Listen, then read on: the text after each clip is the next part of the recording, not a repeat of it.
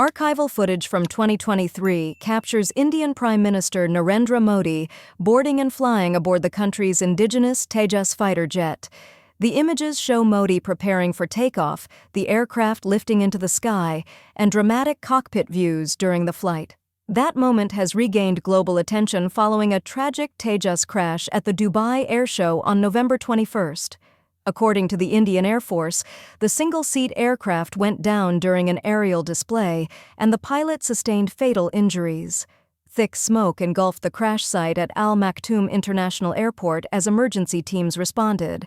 The Tejas program, developed by Hindustan Aeronautics Limited, now faces renewed scrutiny as the IAF begins a full investigation to determine the cause of the accident.